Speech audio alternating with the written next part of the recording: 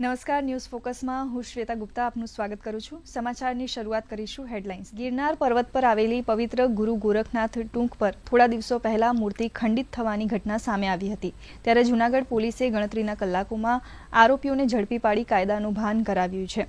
પોલીસે કરેલી આ ઝડપી અને ઉત્કૃષ્ટ કામગીરીને બિરદાવવા માટે ગિરનાર ક્ષેત્રના હિન્દુ સનાતન ધર્મના સાધુ સંતો અને જૈન સમાજના સંતોએ ગુરુ ગોરખનાથ આશ્રમ ખાતે એક વિશેષ સન્માન સમારોહનું આયોજન કર્યું હતું।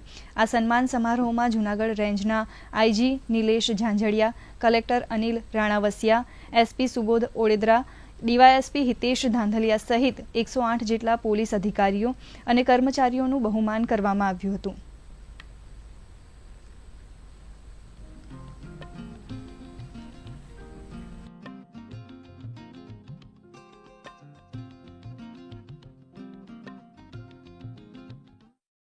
થોડા દિવસ પહેલા ગિરનાર ઉપર એક ખૂબ જ દુઃખદ બનાવ બની ગયેલો। ગોરક્ષનાથ મહારાજની મૂર્તિ ખંડિત થવાનો બનાવ બનેલો હતો। જૂનાગઢ પોલીસની આખી ટીમ, એસપી શ્રી અને એમની સમગ્ર ટીમે છેલ્લા અઠવાડિયા રાત દિવસ મહેનત કરી અને આ ગંભીર બનાવ ઉકેલી નાખ્યો છે।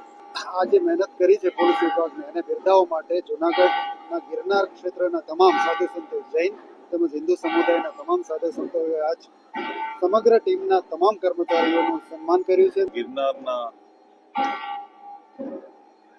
ખાસ કરીને હિન્દુ ધર્મના, સનાતન ધર્મના સાધુ સંતો તથા જૈન ધર્મના સાધુ સંતો દ્વારા સંયુક્ત રીતના આ કામગીરી કરનાર પોલીસ અધિકારીઓ અને કર્મચારીઓનું સન્માન રાખવા અંગેનો કાર્યક્રમ કરવામાં આવે।